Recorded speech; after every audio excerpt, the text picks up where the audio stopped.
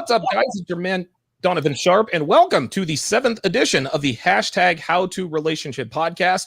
I, of course, am your modest host. Joining me, of course, is the lovely and talented Devon. How you doing tonight? Hey, babe, I'm really good. How are you? Doing real good. We've got a few guests, very esteemed guests who are going to help us with tonight's topic. So let's go ahead and introduce them now. First up is Michelle. Michelle, tell the audience a little bit about yourself and what you're doing here.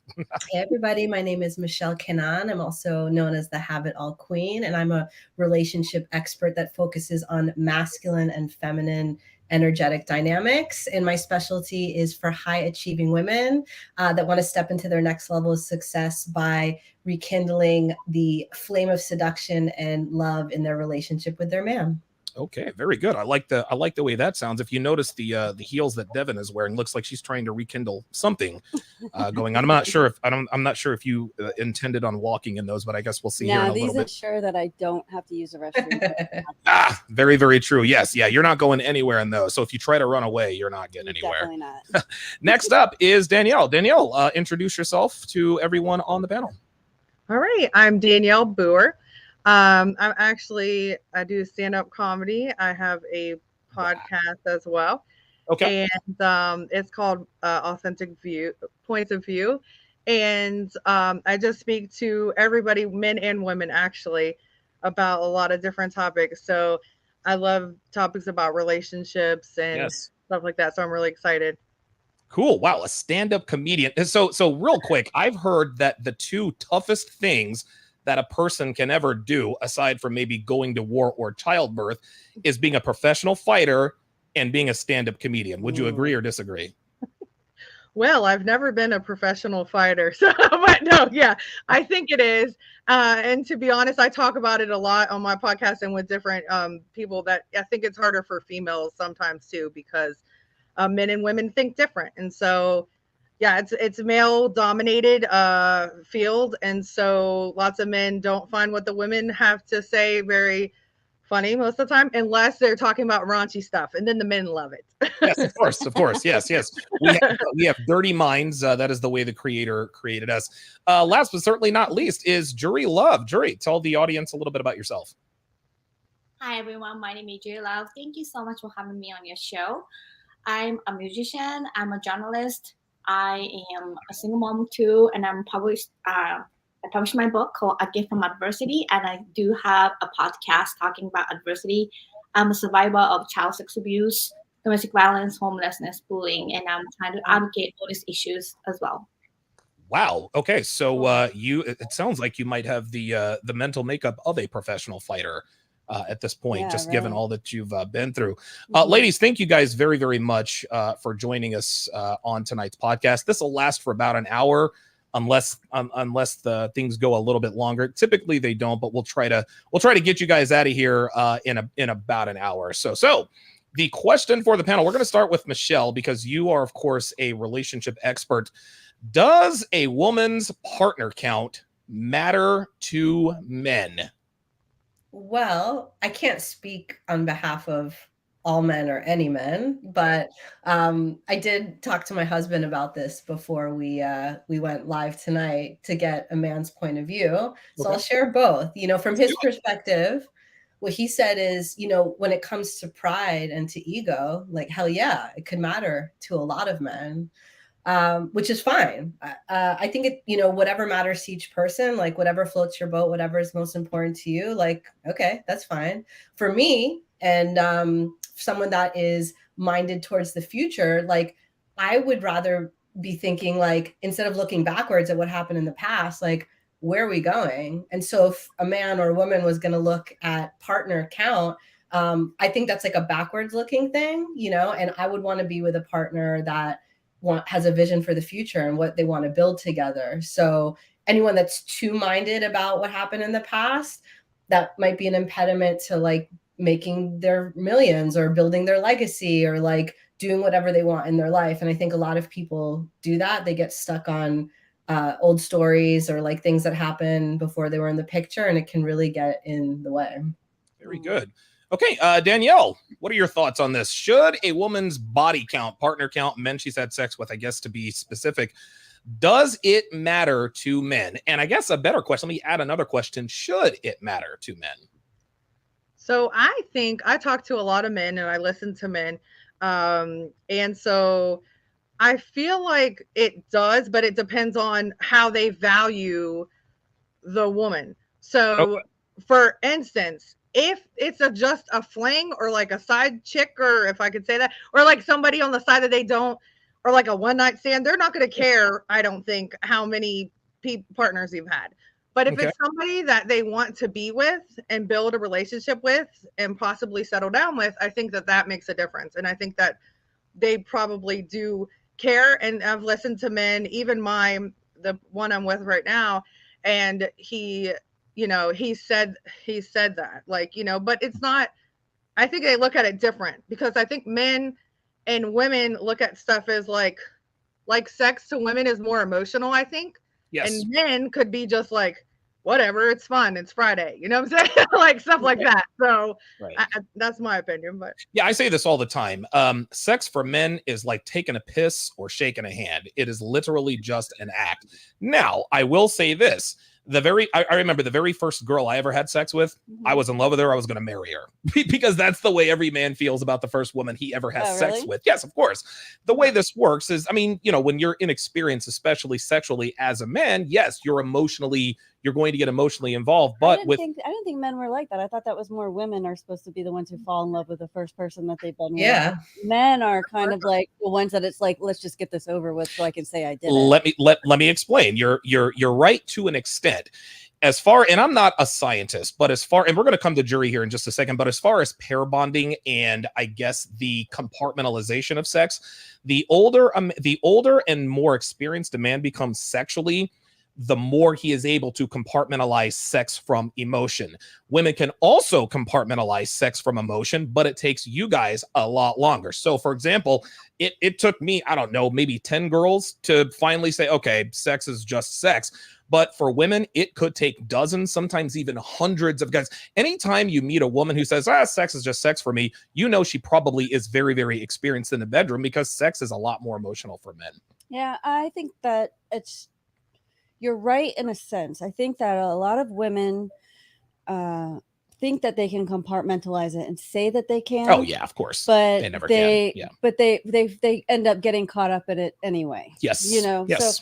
So, and also I don't think that women realize that if they can do that, it's not an attractive feature to other men. Not at all. So yeah. Okay. But I don't know. Do you think that do you think most men, like, they fall in love through sex? No, and we're going to come to jury here in a second. This is actually a very good question. We love how can I say, we love men and women, clearly we love differently. But again, we can't, like, if a man falls in love because of sex, he is clearly inexperienced sexually. Okay. Because that's what he's putting the focal point on. But again, the older a man becomes and the more experienced sexually he becomes, he begins to realize, okay, sex is not as emotional for me as it is for women. And I can now compartmentalize this. And just like you said, any woman and women love to say all the time, well, I can separate the vagina from the feels. They would like to be able to do that, but it's almost impossible if they have a notch count under 50. It just doesn't work that way. One more question, I'm sorry. Sure. Do you think that it's the number of sexual partners that makes a woman be able to compartmentalize it, or do you think it's other experiences in her life that allow her to basically disassociate mentally? Other experiences like what? Just trauma, abuse, post-traumatic stress. Well, okay, now those are very real, but those are the outlier situations. What we're going to talk. What, you don't think it's out? What, you think a lot of women have? What are we talking about here? Almost every woman out there has a story or some past trauma or something like that. A story or past trauma. Jury has real past trauma. Right. We're talking about modern women. How many false rape accusations are out there? How many women say, well, something sexually happened to me, blah, but they can openly just talk about it all the time to anyone who will listen. No, but if you get a woman one-on-one, woman to woman, she's not trying to prove anything. She's not trying to like they almost all women have a harrowing story here or there of things that they've been through in life. No one gets through life unscathed. You're right, but you're going macro with a micro incident. Okay. If one thing, now, don't get me wrong, people are emotionally resilient. If something bad happens to you, then yeah, that can scar you for life. But relative to the number of people in the world, that's the minority. I mean, and listen, we all know human trafficking and all that. We all know that stuff matters. What we're discussing is the average rank and file woman compared to the average rank and file man. Obviously, if someone has been through what Jury's been through, yes, there are going to be some issues there. But we're talking. See what she has to say. Yes, yes. So, Jury, where are your? So Devon talked about emotional trauma, sexual trauma, things of that nature. Clearly, things that you've been through. How do you think that factors into the body count and notch count discussion? So this is a very deep issue for me. And to be honest with you, the man who cares about how many, relationship or sexual partner the woman had, like if they care, I think that's really shallow. Because in my case, I was sexually abused by my father, my uncles. From age 4 to 13, I escaped from my father. He was physically abused as well. And then I got kicked out from my mom when I was 18 because there was no mental health talk. There's no PTSD. I had no idea what sexual abuse was or PTSD was until I was 22 when I came to America. So there was a lot of undiscussed taboo things. So to me, like I try to fill this void and then take the validation by sleeping with a lot of men. So I end up having like sex addiction. So if somebody comes to me, oh, how many men did you sleep with? The answer is maybe a lot, but then there's a solid reason why. And then I'm a journalist and I've covered maybe 400 stories, including sex trafficking, sexual assault.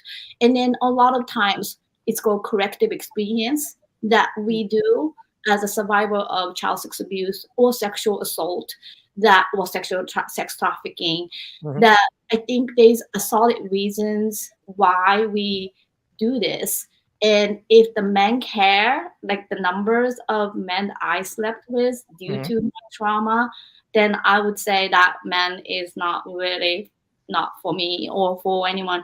And then to be honest with you, I think psychologically, men has egos and like a lot of pride, like, kind of obsessed with a woman sometimes, like, especially when you have sex, then after that, they became very obsessive. And then it's almost like a possession type of mentality, which I hate. So sometimes it's rather that I have good relationship without a sex. And then maybe like, they will value me more. So I would say if men cares those issues, there are reasons, and I can hide. I can say, oh, I never slept with anyone, or I slept with 10. And it really matters to me that how men treat women, regardless of their background. Okay, yeah, you make a very good point about any woman who has been through some sort of sexual trauma. And let me actually just come back to Jury. Let me and I know I didn't want to go in this direction, and I guess hopefully the YouTube gods won't kill us for this. But because I always teach men in my circle, in my focus groups, that you have to avoid women who have been through sexual trauma. And the reason I say that is because the mental damage, the PTSD, the trauma, it's irreparable. Do you agree or disagree with that? I don't want to say what I have in my mind right now, but it makes me very angry. Please do. No, go ahead. No, screw them. They're emotionally immature if they judge me like that. And I actually had a conversation with somebody who said some man goes after women who are daddy issues, and then they're easy to control. You just give them attention and a little bit of love, and then they're all yours or something. I'm like, screw that. Like, I'm not going to ever talk to you. And, it's just disgusting to me that if they have shallow understanding of what had really happened to you. Okay. Now, now here's the thing. Back in my Vegas player days, anytime a girl told me that she had daddy issues, I'm like, I'm getting laid tonight, because I know that it is far more likely for her to give it up than it is with a woman without daddy issues. What say you, Devon? We'll go around the panel. I like what she said about like corrective psychology. It's almost like the women are trying to associate the bad experiences by covering them up with good experiences. Mhm. So it's almost like you overcorrect by saying, okay, I had this bad sexual experience, let me go ahead and pile on some good ones, or some that are on my terms, or and that's probably why they act out a little bit more than why you like what you would say. It's easier. They're easier. Yes. Whoa. Hang on a second. You just changed the goalpost. Okay. I said daddy issues. I wasn't talking about, I'm just to be clear, I have never told guys, hey, if she has sexual trauma, no. I'm serious. I always tell men to steer and it's not that women with sexual trauma are bad people. It's just that the vast majority of them, and present company excluded, jury, you've overcome, Right. you've done well. They But haven't done women, the work, most women are not going to be able to come out of that and do what jury has done. Most women act out by selling their bodies, selling drugs, doing drugs, alcohol, Drinking, things of that yeah. nature.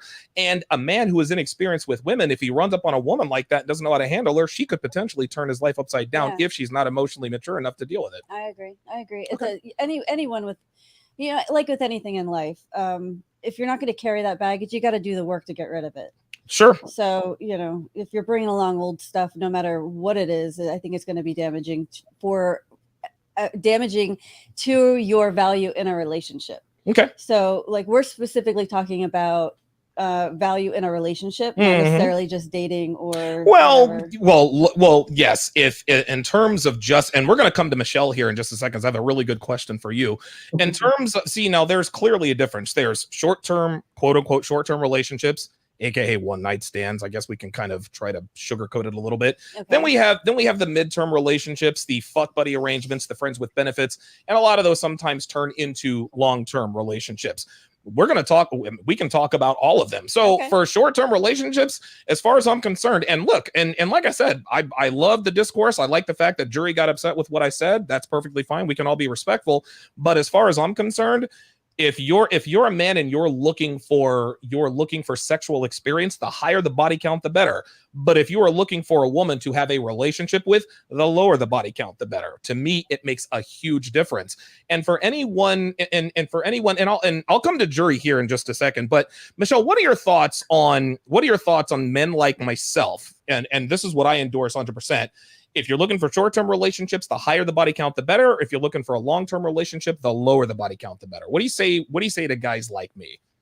Okay. I mean, I don't have a controversial answer. Like, you shouldn't fight somebody like to change their belief in order to accept you or want to be with you. So like, if that's something that, like, I think with a lot of internet culture, it's about like, I'm right. No, I'm right. And it's like, if you're going to look at your relationship, like, choose somebody that wants to choose you back, regardless of what you've been through or where you're at. And so if you're already starting with somebody that has a very specific view that is like making you out to be not the right one, then like it would be in your own best interest to just walk on by. There's billions of people out there that think billions of different things. And for some of them they care, and for some of them they don't. But I actually wanted to speak to what you guys were talking about before it veered a bit into the trauma conversation. Mm-hmm. I really wanted to insert in the conversation. You guys were talking about women that could like disassociate emotions from sex. Mm-hmm. And what's so interesting about that is, I'm an expert in masculine and feminine energetic dynamics. And the feminine, I'm not only talking about females, let's talk about feminine energy. It is emotional. Like, that's the nature of the feminine. And so many women have been conditioned to be operating in their masculine, and it's been like celebrated, that you can disconnect your emotions from sex, or that, liberation means, having as much sex as possible with whoever. And like, there's a way that so many women, whether they've been through big T trauma or little T trauma, right? We're human beings. We've all been through some kind of trauma. Like, we've learned that it's we've been in our masculine, which is about getting stuff done instead of being in the fields, right? And that's been celebrated in women, but I feel like that's causing so many issues for so many men and women too.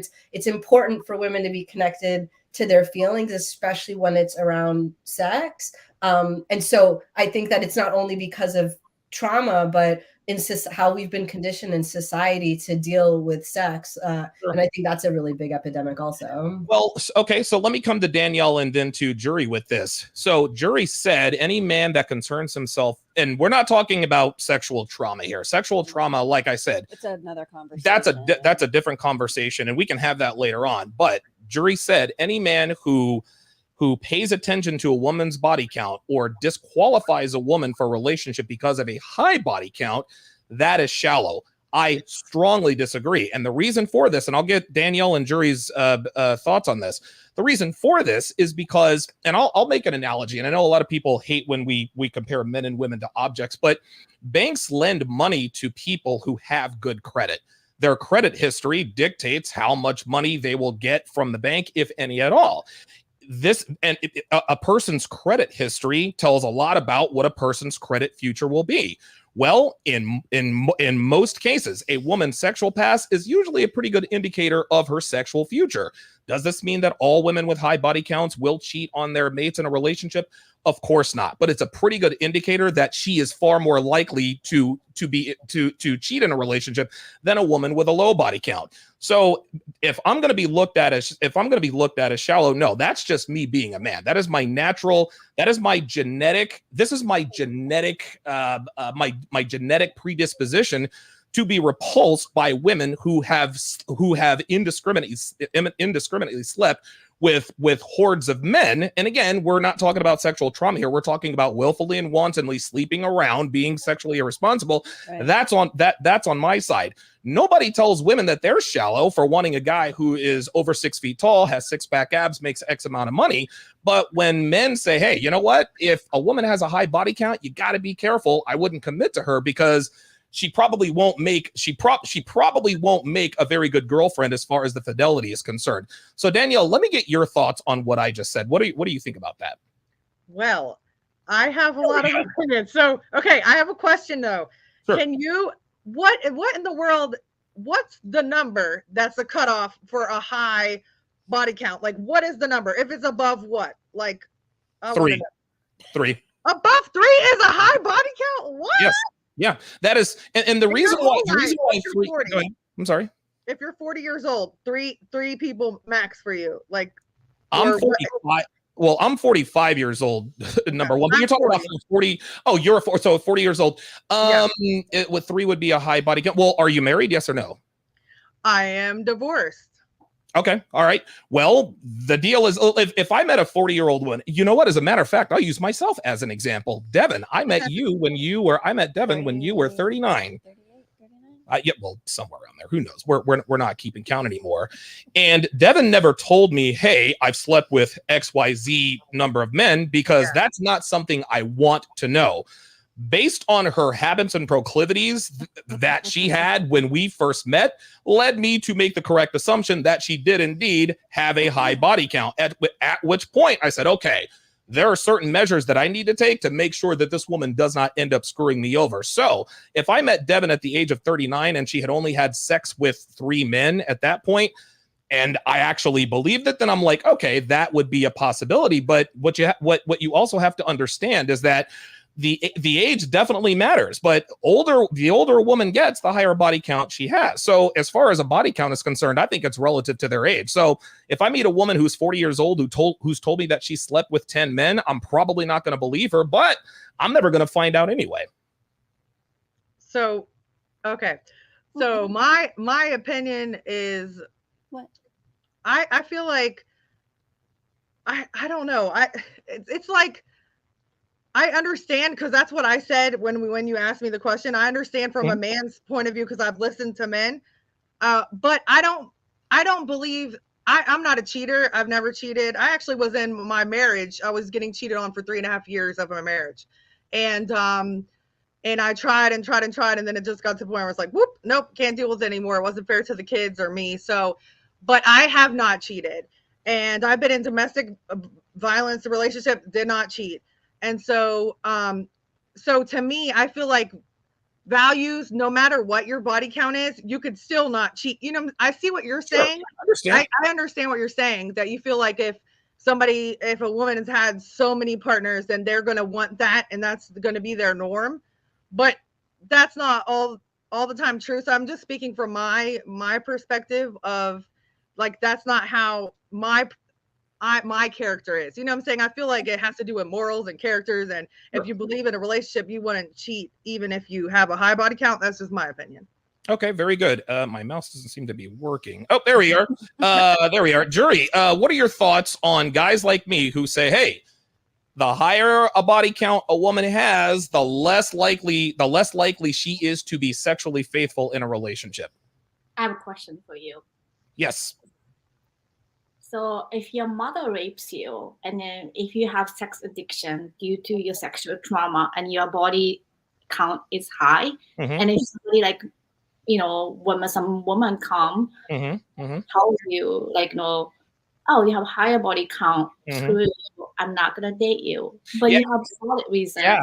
What would you say to that woman? Men and women are different, jury. A man with a high body count is sexually attractive. A woman with a high body count is sexually attractive for short term. This is why virginal women with low body counts are scooped up off the market quicker than women with presumed high body counts. So a man who has slept with 50 women is far more attractive than a woman who has slept with 50 men. Agree or disagree? You don't agree? So you're telling, so let me ask you a question. Would you be more, well, I don't know. This is kind of, I'll go around the panel here. Just real quick. One word answer. Michelle, would you be more attracted to a virginal man? Would you be more attracted to a 40-year-old virgin or a 40-year-old man with a 40 body count? I know why you're asking this question, though. You want to make a point, but it's answer the question. Uh-huh. No, but I don't mind. Whatever. Fuck. Oh, can we curse on this show? I don't know if you're allowed. Yes, of course. Yeah, please. All right, so fuck it. Yeah, of course it would be somebody that knows what they're doing in bed. I don't want to have to teach them what to do. Of course. Okay, I'll come right back to you, Danielle. Would you rather have sex? Which is more sexually attractive, a 40-year-old virgin or a 40-year-old man with a 40 body count? Okay, the guy that knows what he's doing. Got it. Okay. So now let me ask jury, who do you find more attractive, the 40-year-old virgin or the 40-year-old man with a 40 body count? And then you can elaborate. I have to say not the virgin one. Okay. All right. Very good. Excellent.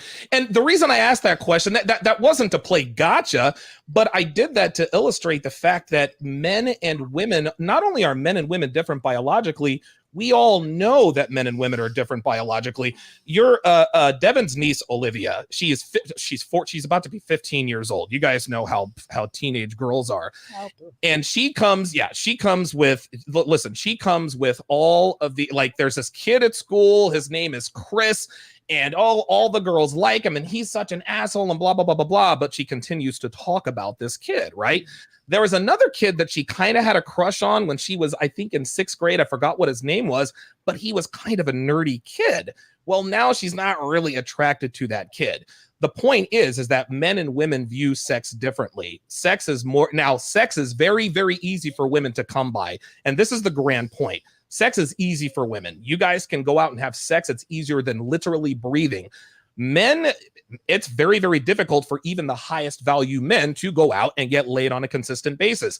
This is why women with high body counts, and it's funny, the first thing that women call each other when they don't like each other, well, she's a slut, I bet she's a hoe, blah, blah, blah, blah, blah. Right. So let me ask Michelle, why do you think women call each other sluts or hoes if they just don't like them for whatever reason? But then we sit here and say, hey, look, if you're concerned about a woman's body count, then you're kind of shallow. I'm telling you, women are seeped in the culture of masculine energy. And so there's so much mirroring. There's so much, right? Like, at the heart, the feminine isn't competitive, right? Like women are, I want to, the word indoctrinated is in my mind, like we're doing so many tactics and so many like mirroring language and competition, the way that we see men do it. Like so many women are in their masculine, and that's why it's, you know, a lot. And again, I'm generalizing right now. So yeah, we don't talk in generalities. Right? Yeah, exactly. 100%. This is not everyone, you know, and of course, different ages and, you know, different places, whatever. But like so many women are operating in their masculine energy when it comes to sex, and they're divorced from like the, you know, you're letting someone into your body, you know, like it is a whole different experience between men and women. And that's why I'm gonna keep talking about that through this conversation. No, I got you. Devon, what you got? The hookup culture is a byproduct of feminism. Is that what you're saying? Is that what you said, Michelle? Did you indirectly say the hookup culture was a byproduct of feminism?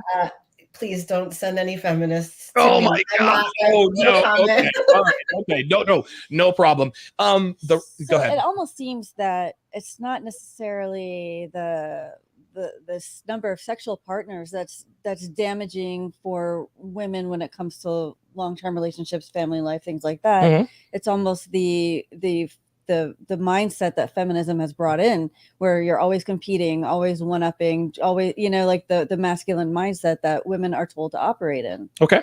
Gotcha. So yeah. In a sense, that really makes you more unattractive for a long-term relationship than anything else. Absolutely. Yes, that's what I think is really, you know, so much here. Like most women, we're not raised, you know, you get sex ed in school if you're lucky in this country. You get sex ed, like, but the sex ed that you get, like, it's just the anatomy, if that, you know, like most women don't understand that every man you're with leaves an imprint in your body, like puts their energy in your body. Most women don't understand this especially not when they're young, and their mothers don't know, you know, they're not telling them those things too. And that's why I feel really passionate about making this part of the conversation, you know, like a lot of women have been taught, right? Like with the masculine culture, whatever, no big deal. Like sex, who cares? You know, it's everywhere, but it is a big deal, you know, and there's a difference, right, between having to be a virgin and pure. I'm not in that camp either, but like understanding like the importance of it and the sovereignty of your body and respecting yourself. Well said. Nice. Danielle, so I don't want to misquote Michelle, but Michelle used the word indoctrinated, but I'm not going to use it the way she presumably used, because I don't know how she used it. But let me ask you this. Do you think that the repulsion for relationships with women with a high body count, do you think that people who are repulsed by women who have slept with hordes of men, do you think that's indoctrinated, or do you think that's a natural response? Well, here's the thing. I feel like that's just, I don't know. Like she said, I think that's just how men, you guys think different than us. So that's that's just the nature, I guess. I don't know if it's indoctrinated, but that's the nature of a man. And I feel like, well, like you just explained it, never heard it been explained like that. But like for women to be like, oh, you can't trust her because she's been with a lot of men. I don't know. I just feel like, I guess men are just programmed differently. And so they feel like it's more of a, I don't know. Cause you have to this is what I was told by a man. Okay. You have to let a man, and not in the trauma situation. So I'm sorry, jury, but in a, you know, mutual situation where you're going to have sex with someone, you have to let the man. So meaning like you have to be undressed and allow the man to go in. This is very deep, but inside you. So meaning like it's more it means more to the women per se in a man's perspective than a man, because a man's just like, okay, whatever. But the woman has to, it's more emotional and everything connective to the woman, like kind of like she's saying, because you are, the man that's very. No, I understand what you're saying. The woman is the one No, I'm, Yeah. and you're trying, I understand, and I appreciate you trying to dance around it so you don't get us in trouble. But I understand what you're saying. The woman is the one being penetrated, right? She's the one that the fluids go into. That has a much more profound effect than a man sticking basically his sex organ into a woman's body. That among many other reasons is why sex presumably means a lot more to women than men. Jury, what do you think of the what do you think of what we were just discussing about women being able to come by sex very easily, men not being able to come by it so much? But do you think it's indoctrinated in men to look upon women with high body counts with disgust for long-term relationships, or do you think it's something we've been taught? What is indoctrinating? Indoctrinate means almost like brainwashed. It's almost like the television and media. Hey, you can't like women with high body counts. You see it on your phone. You see it on social media, like movies. If she sleeps with a lot of guys, she's worthless. Yes, right. Well, what she wanted to know what indoctrinated mean, and that basically subliminal messaging is what I was talking about. Yeah, got it. Thank you so much for the explanation. Of course. So I think a lot of media has to do something, but also culturally, say I'm from Japan and I was taught very differently than American culture. Okay. Only came here when I was 22 and I'm 46 now, but the first half of my life, like as a woman, we were taught to devote ourselves to men. And then this is not the media or bias, it's a deep cultural 4,000 years of Dan Son Johi, which is Dan is man and Son is respect and Jo is woman and he is disrespect. So men always comes first. So I don't walk in front of men ever. And then men won't open the door for women. And we have a completely different men dominant culture. Of course. So I was raised in that. So I think whatever the bias you guys have in America, it's completely different than Japan. So like as a woman, like say for instance, my aunt was not allowed to go to high school, but instead she was forced to go to kimono making school or cooking school to be a best woman, best wife. And it's just a completely different culture, like a Middle Eastern country, African country. Like we are so submissive, we have to devote. There's a word called tsukusu, which means devotion. So whatever men say, so goes. And so there was no fight about that. So I think it's very different topic that you guys are talking about. So I don't think in Japan we have these biases of body counts or whatsoever, but more of penetrating the cultural deep concept of man is superior and a woman's worthless.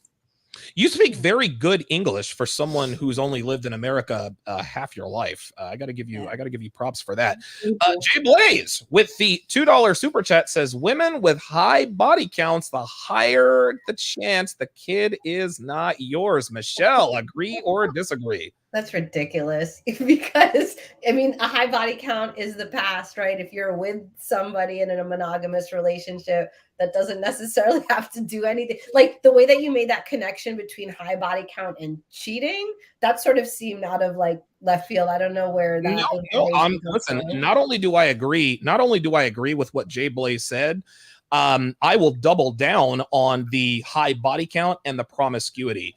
And the reason why there is a direct link between a high body count and promiscuity is because a woman with a high body count is promiscuous, and a woman with a promiscuous past I'm not saying that guarantees anything.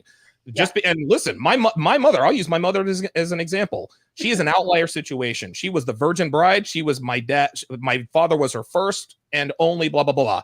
My mother cheated on my husband with impunity, had 2 abortions, separated from him twice, and all this other kind of stuff. My mother, bless her heart, I love her to death, but she became a super hoe, right? And she was the virgin bride. So clearly that is the outlier situation. However, it would be disingenuous of me to advise a good friend of mine or my brother, okay, there are 2 women, okay? One woman has slept with 50 guys, confirmed. The other woman has slept with 2 guys. Who do you who would you advise your son to be in a relationship with? A woman with a 50 body count or a woman with a 2 body count? You know what I'm responding to is this energy that there's a right way and a wrong way, or there's like the good and the bad. You know, what it is what it is. And if it matters to you, then okay, you know, like I think that's the energy that I'm responding to. And to speak a little bit to what Jury was saying, where in where she comes from, the culture is different. Like, let's be real. This is a Christian country, you know, like, and that's where a lot of the morals and the ideology comes from. And so what you're saying, let me just make sure, and I'll let you respond. So what you're saying is that the ideology and the Judeo-Christian background that this country was founded on is the reason why men look upon women with high body counts as not good candidates for long-term relationships, you know, motherhood, marriage, et cetera, et cetera.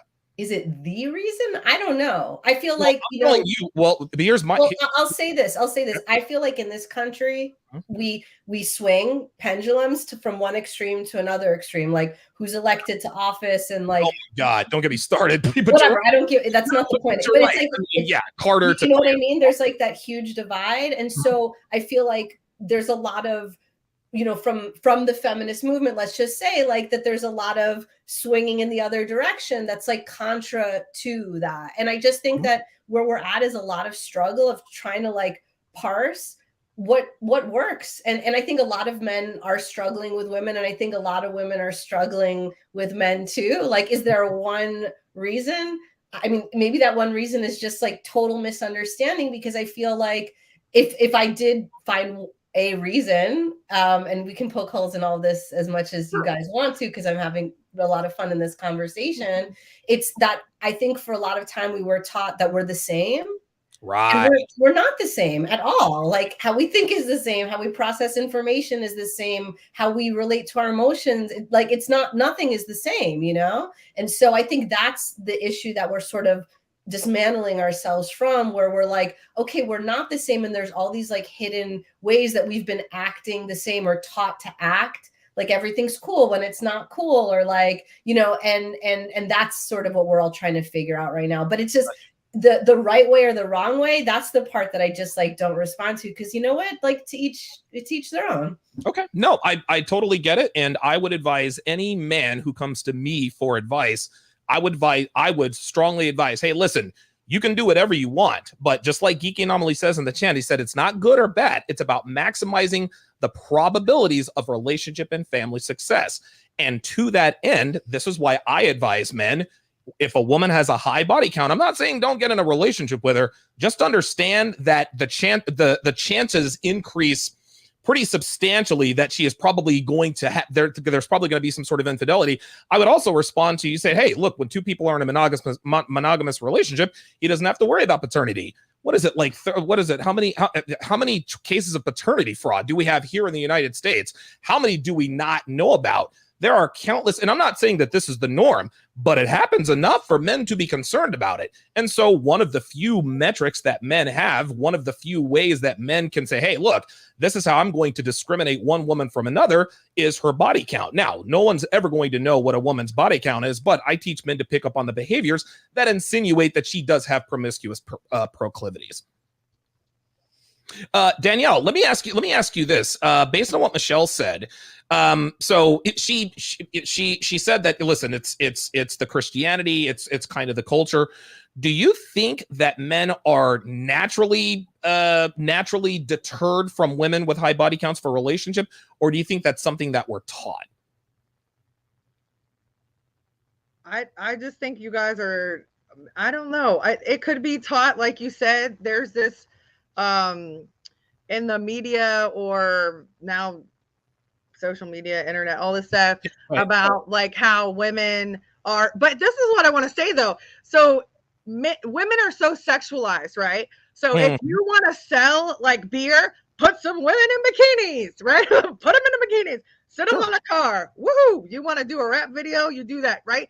But the thing is, like, why? Okay, that's okay, but God forbid she sleep with 5 people. Now she has a high body count, but you guys want to look at her. You see what I'm saying? I feel like there's a double standard. I feel like, you know what I'm saying? Like, I don't think that's fair. You want us to be You're right. Yeah. And to that, I would say life isn't fair. Nobody forces. Listen, nobody forces these women Nobody forces these women to be on liquor ads. Nobody holds a gun to these women's heads to make them be in rap videos. And 11 times out of 10 on social media, women objectify themselves. And a lot of women, I'm not saying that you did this, Danielle, and I'll come to jury with this. A lot of women say, well, if not for men being thirsty and being so sexualized and with all the likes, then women wouldn't do this. Well, that would be like me getting pulled over by the cops, having 2 keys of dope in my trunk. The cop saying, hey, Mr. Sharpe, you know, you're going, well, wait, you can't take me to jail, because if there weren't drug addicts in the city of Miami, then I wouldn't have this dope. No, that argument's not going to work. Men will objectify women, but only after women objectify themselves first. Now, sometimes there are men out there who will objectify women who are wearing a nun's outfit. Those are clearly the outlier situations. But if a man looks at a woman with lustful eyes based on what she's wearing, then she's the one that brought that attention onto herself. Do you agree or disagree with that, Danielle? Then we'll go to jury. I'm kind of mixed. Well, I'm kind of mixed. I have a daughter that's 9. I have 3 boys that are old, and then I have a little girl that's 9. So yes, if she wore that stuff, I would teach her no, because men, I would teach her no. That would bring attention to you. That's what I would teach her. But so I do agree with it, just because I wouldn't want my daughter to wear Daisy Dukes or anything like that, or that shows my age. Danielle, listen, 95% of the people watching have no idea what Daisy Dukes are, but we do. Booty shorts. I love the Daisy Dukes. Jury, what are your thoughts? Do you think that men are taught to look upon women with high body counts with disgust for long-term relationships, or do you think that's something that's natural?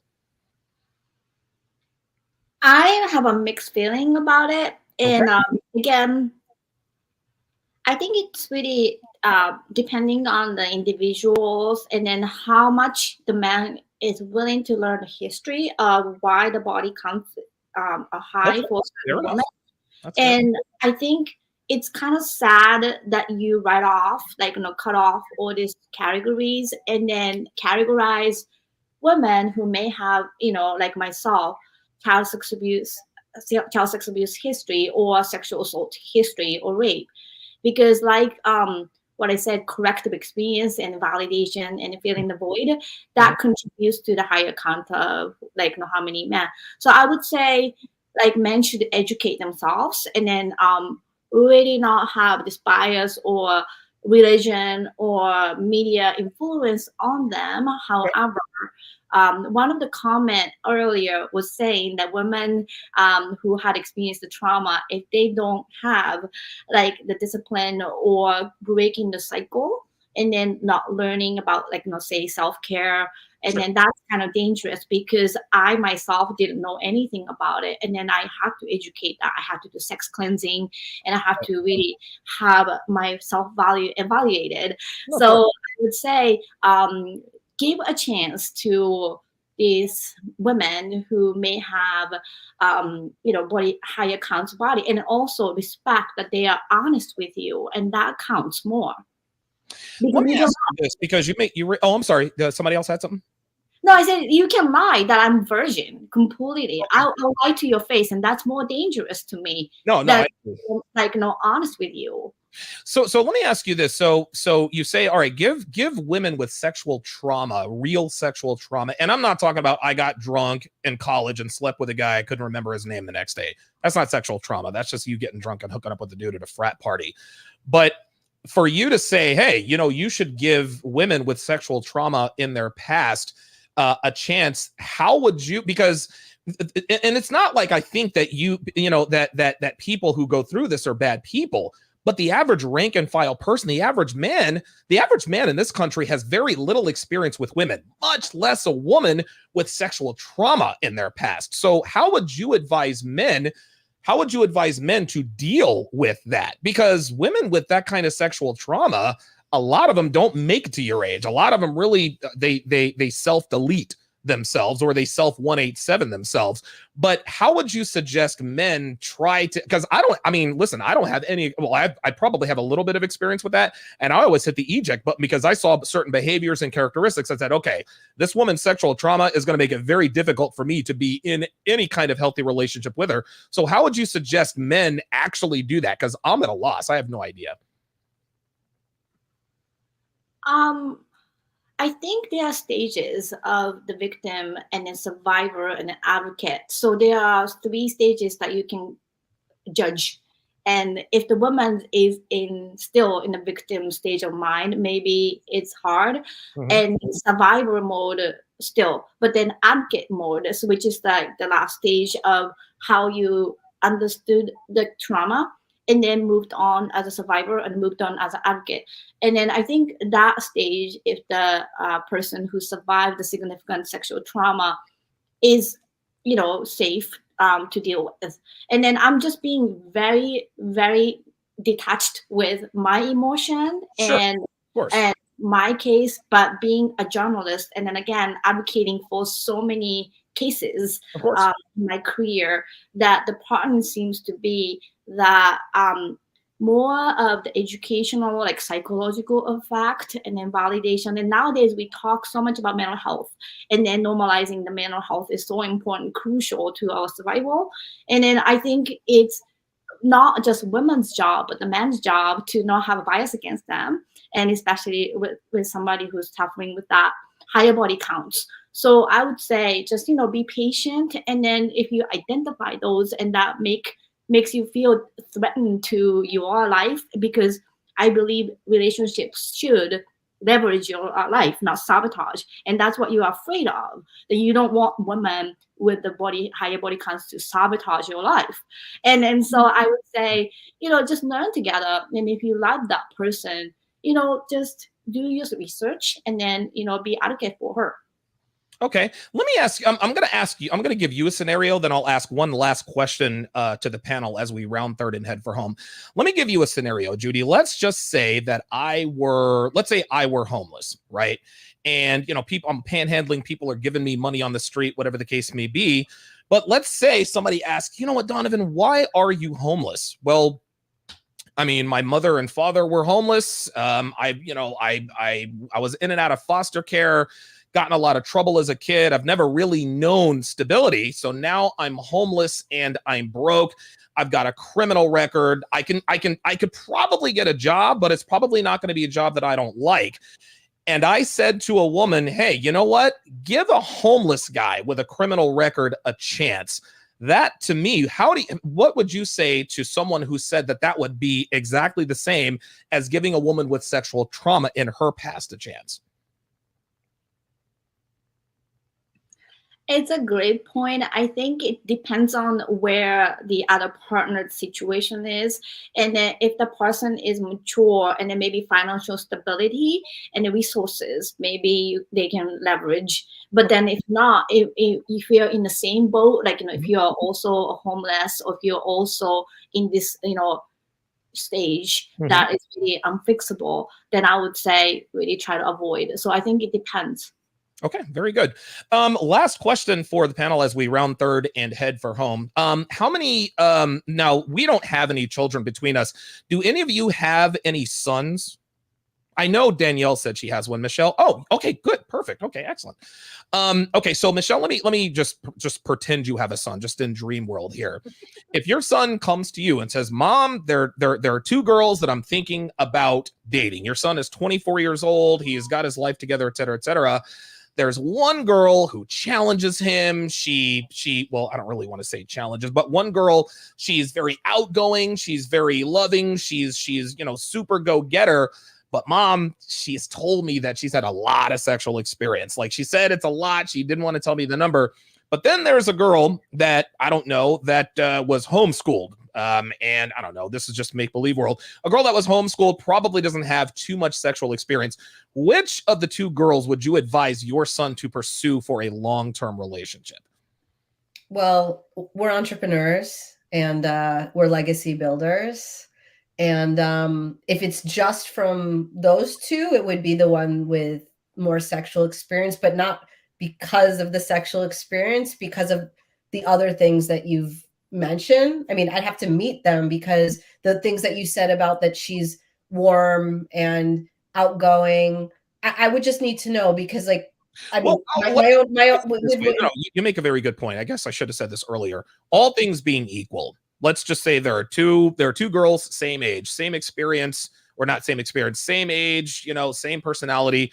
One has a 50 body count and the other one is, I don't know, has had one, she's got a body count of 1. Which would you advise your son to pursue a long-term? I think it also depends on my son, on the man, and what he, like, if this is a man that is on his mission and he wants somebody that's at home and that's only tending home, is this a man that wants to build a dream and he wants a partner that's going to be out there in the world with him? So I'm sorry, I plead the fifth on this one, because who's this guy and what does he want to do with his life, and who's the partner that is going to help him do that? I think that's the most important thing to me. Fair enough. Danielle, same scenario.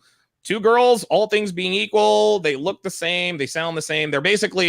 They're identical twins. They're identical twins, Casey and Kayla. Casey is the good girl, Kayla's the bad girl. Which one do you advise your son to pursue? I think Michelle has hit the nail on the hammer, the head on the head. I don't know. She's talked about a lot. So I have boys, 21, 19, and a 16-year-old bonus son. I don't think about him dating people, that creeps me out. But my oldest ones, so my 21-year-old, they're different. So like she said, it depends on which one of my sons. One of my sons is wild as heck, and one of them is very calm. So I feel like the one that's very calm and more mature per se could be responsible with that person and be okay, but the other one is very wild. So it just depends on the situation. But I feel like, I mean, if they're exactly the same, I don't know. I guess I could say, if my son's 20 something, 50 is a lot of people. Now, for instance, if it was true and it was a lady that I knew, a young girl that had 50 partners, I probably would say no. I know that sounds sexist and ignorant as a female, but I probably would say, I don't think it's sexist. I don't think it's sexist at all. I mean, it just depends, because I feel like that's a lot for 20 something years old. That's my opinion, but and see, that's your maternal instinct kicking in. You don't want a girl with a 50 lay count taking advantage of your kid, because if your son is in his 20s, chances are he probably has not slept with 50 women. But what do you have, Devon? I'm going to come to jury after this. What do you have, Devon? I think more than anything, the high body count shows a lack of discipline, a lack of being basically poor decision making. Mm-hmm. And a lack of self-respect. Yep. And who wants someone to, if you don't respect yourself, you don't want your grandkids being raised by a person who has no self-respect. Yeah. So I think it's not necessarily, the fact that she slept with all these guys. A lot of times it's the character flaws that create that behavior. Wow. So, and I think, and you make a very good point. And that this is, and all of this, what Devon just said, this all goes on in a man's hindbrain. We're not consciously thinking about this because it's happening in the background. But these are the things that go through our mind when we find out a woman has banged 50 guys. Okay, she's a bad decision maker. She probably didn't have too much respect for herself. She probably gets around. She's probably very flirtatious. Which, listen, it doesn't make her a bad person. It just makes her a bad prospect for a potentially long-term relationship. There are some, like when we talked about how would you prefer a man with a 40-year-old virgin or a guy with a 40 body count? Yeah, of course. Most women will say they want the guy who has more experience because it's going to be a better sexual experience for them. But if we look at, and also not just that, they're thinking short-term, better sexual experience, long-term, don't want a guy who has no experience with women because if I have more experience than he does, he's going to be jealous and he's going to be a crazy, insecure person. Let me stop you right there. No. Hold on. Before we go on to number 2, we've had this discussion before and I disagree.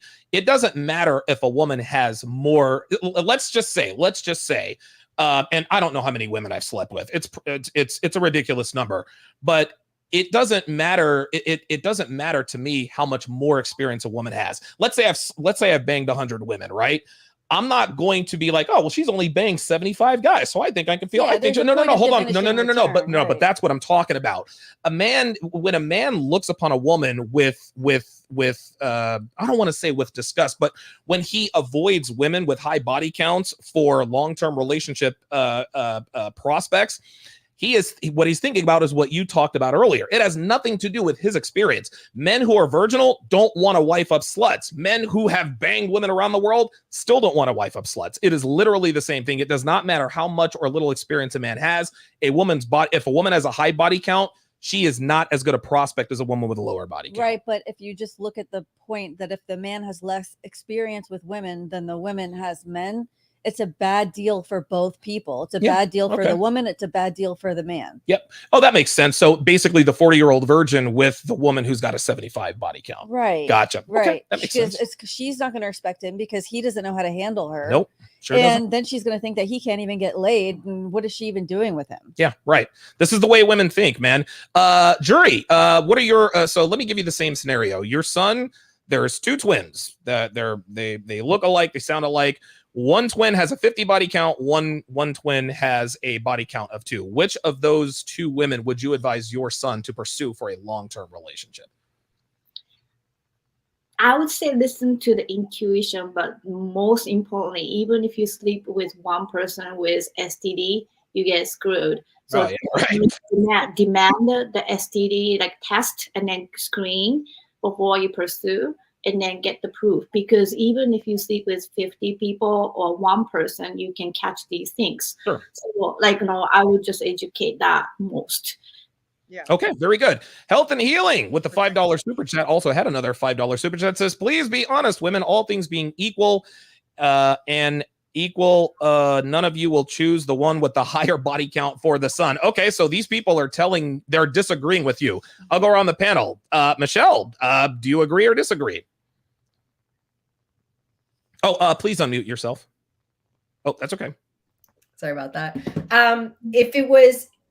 If what you guys are talking about, right, with inferences, because that's what you guys are doing, you're making assumptions based on, okay, and by the way, when you asked me this question, we didn't say 50 women and they're 20 years old. So there's more details emerging in this situation, right? Like, but what that makes me think of is like crazy sorority girl party. And I've never been part of that culture so that's someplace that's just like not interesting for me. So if we're just going to look at inferences from that, I will agree with this comment. Yes. Okay. Very good. Danielle, you actually were on board with it. And so was Jury. So I guess that was, well, never mind. I guess we almost had a universal agreement. So I have a question for you. Okay, here we go. This is we always end the show with a question for Donovan. Go ahead, please. What is your take on sowing wild oats? You mean men sleeping around? Men or women? Do men and women have to sow their wild No. oats, so to speak? So, like, for women can't sow their wild oats. They have vaginas, not penises. Okay, I didn't know you needed a penis to sow. Yes, you do need a penis to sow, okay. Devon. Yes, you do. Yeah, man. At the end of the day, I guess that was supposed to be funny. At the end of the day, I think we all know and understand that men and women are very, very different. And I appreciate all of you guys. I appreciate your honesty, Jury. I appreciate your candor. It cannot be easy to talk about that on a podcast with over 175,000 combined subscribers. So we certainly appreciate that. Let's ladies, tell the people where they can find you. Give all your social links as well as your podcast. Michelle, lead us off. Yeah, absolutely. You can Google me. You can Google my name, but it's easy to remember. I'm the Satisfied Wife. So you can find me on Facebook, on Instagram, and any men that are here that are in relationships with women and you want a woman that can really help to teach them how to be fully satisfied in their relationship with you, I'm your woman for that. So send all your women my way. Okay, good stuff. Danielle.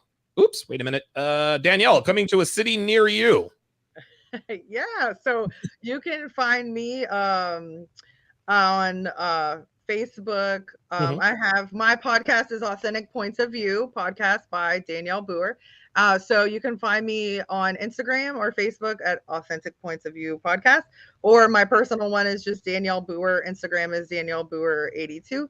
And I'm coming to YouTube now, so my episodes are going to be on audio, Spotify, Perfect. all those things, and YouTube. So I'm really excited about that. So perfect. If you would, I guess the recruiter who reached out to you guys, send him your YouTube link, and he'll send it to me, and then I'll have my guy put it in the description of the show so that you can get some. Thank you so much. Yeah, of course. Jury, tell the people where they can find you. Yes, my website is jurylove, JURILove.com, but I do Facebook, Jury Love, and then Instagram is at JuryPanda, JURIPANDA. And my book, A Gift from Adversity, is available on Amazon, and the podcast, A Gift from Adversity, I have about 69 episodes, people are talking about adversity. But I just want to really thank you for having me, and then being honest with me, and then being honest with everyone in your audience, and then have a chance to speak on this podcast. Thank you very much. Thank you very much. And show us what your book looks like one more time, just so they can see it here. Check it out. This is my book. Very good. A Gift from Adversity. You can find that on Amazon. Overcoming sexual abuse, domestic violence, bullying, and homelessness. Wow. Wow. Shout out to Jury for coming out of that. Okay. That is going to do it for the 7th episode of the #HowToRelationship podcast. We'll see you guys next time.